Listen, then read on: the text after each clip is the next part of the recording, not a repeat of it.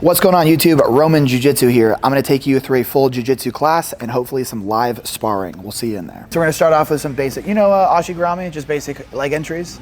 Okay, so first thing we're going to do is we're going to tie up the hands. I like either tying up under over like this or some variation of grabbing the leg. So I'm going to start with an under over. Once again, this reinforces like the grip. Basically, if I do here, you can circle your hands out versus here, it's a little bit more difficult. I'm going to give a little pull. So getting you stepping to me, and I'm going to transfer from grabbing the wrists to grabbing the backs of the knees. And then I'm going to slide in while keeping my knees tight to my chest. So if I just slide in like this, you could just literally take mount on me, and that would be highly embarrassing. So when I actually go to enter my ashigarami, I'm going to keep knees to chest. And then I'm going to take this knee, and I'm going to clamp it up to this thigh and this knee high here, and throw my outside leg up onto the hip here. So the first thing I want to do to actually knock you down to the ground is bind two legs together, right? So if you have good balance and good ability to stay on your feet, as long as your legs aren't tied together. So just this position itself isn't super great for knocking you on your butt. So what I want to do is actually get access to both legs. And from here, I essentially bind your legs together and I'm able to knock you down. All right, so one more time. First thing is actually winning the grip fight rather than just trying to fly into the move. So I'm going to tie up the hands, give a little pull, go behind the knees, and then slide up and knock you down. So we're going to start, we'll hit this move too, just so we can reinforce. So we've knocked our opponent down. Now we're going to start putting a leg lock threat on them to either score a submission or get a sweep. All right, so the first thing I'm going to do is go to expose this heel by driving my elbow back, staying up on my elbow, not going down to my shoulder.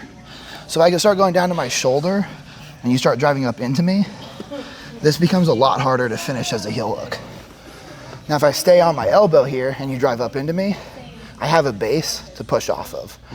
So most of the time when I go to actually attack this outside heel hook, you're gonna go ahead and roll through. Go ahead. We're gonna transfer both legs to the outside and put this triangle up on the hip. So not like this, but like this. And then from here, same thing, I'm scooping, getting my heel hook grip, staying on my elbow, connect my hands together, and I'm gonna bridge into your knee.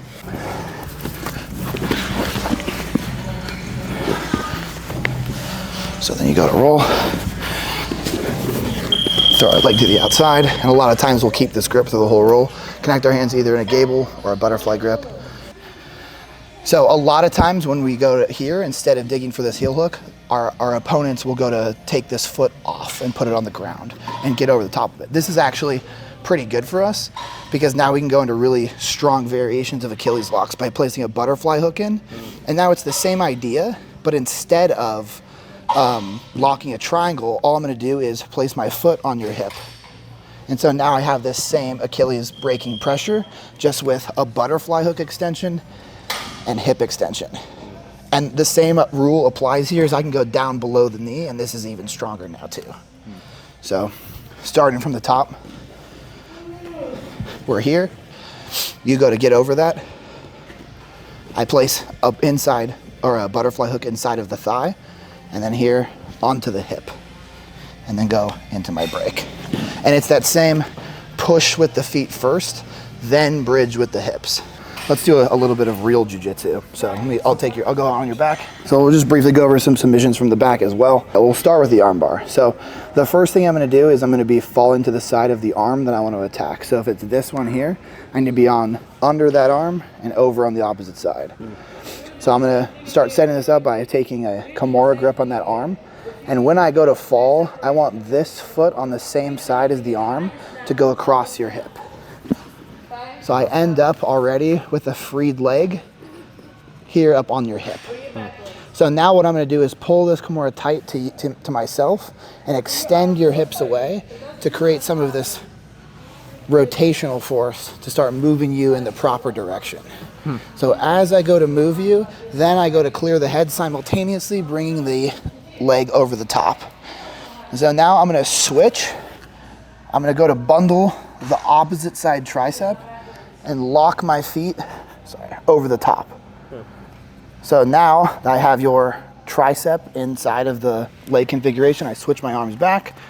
I punch in up to the wrist, connect this to my chest, fall backwards, and then enter my arm bar. So I grab, and then as I fall, I bring the foot up to the hip, and I'm gonna push hips away, slide over, throw this down.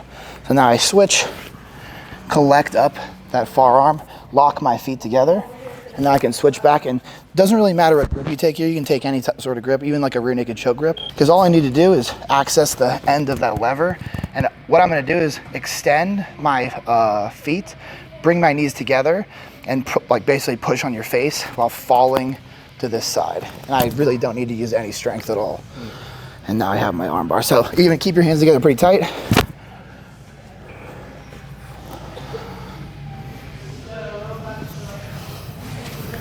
It comes out. This one all day, because if we just turn this way, you can look at me. Me coming up like this is really difficult to defend. I'm only strong with my cross hand. So if you go back in here and I threaten here, your cross hand is what actually is gonna fight that grip. So as you bring your cross hand up, it starts exposing this grip fight for me to start winning this. And this is all I need. This is gonna keep me at bay, but if I have this, now I can start pushing this down and throwing this over the top. Now I have this locked. So once again, I'm here at the hip, I start threatening, and now I have exposure to that hand to start winning this. Once I have this, I can start trapping and locking. So what I wanna do is I'm gonna reach all the way through, grab your lat muscle, and build up on this side. So I'm gonna go to the ground, go to my elbow, and bring you over the top, and switch my feet, or not switch my feet, but just put it more in the center. So now your trapped arm is against the ground. So now I'm gonna start fighting this hand again. And so now it's literally one-on-one, and the only thing defending against a choke is your own chin. So now I just use the blade of my hand, work this in, and now I can get a one-handed, or I can go ahead and detach, go into my rear naked choke. Cool. Yep. All right.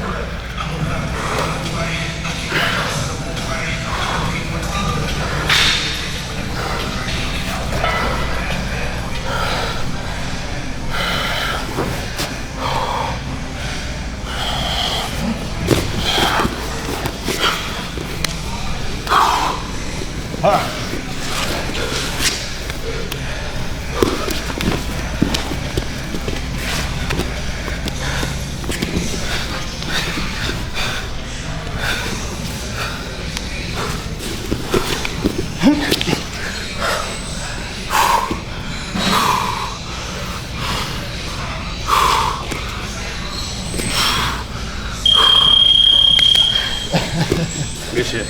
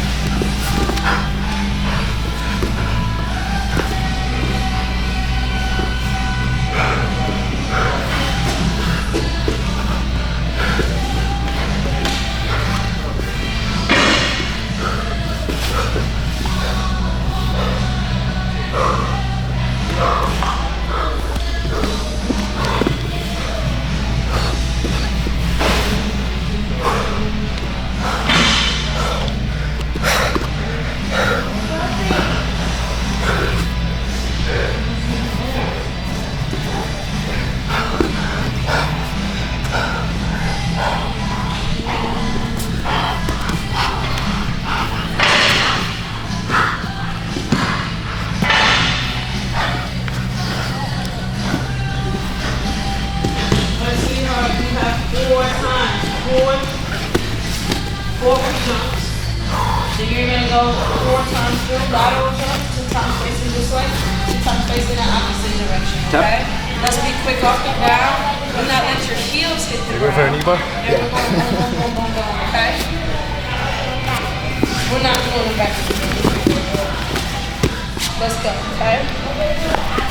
It's unsafe for you jumping back. You're not ready for those type of jumps. Go. Start again. No. They do forward and backwards, though. They hop over the hurdle forward and then you jump back.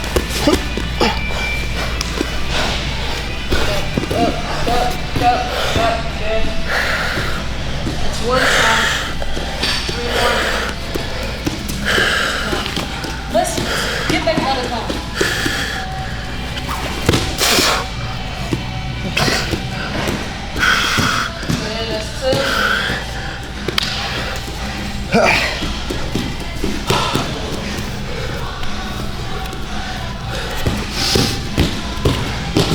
When as long as you feel your body should be on the floor, that's 3 though. Control your last jump to be able to decelerate and land in a stable position. That was good though, I like it. Last one.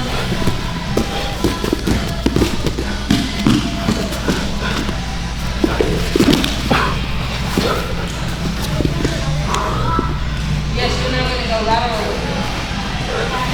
Lateral. 2 times facing that way, 2 times facing that opposite direction.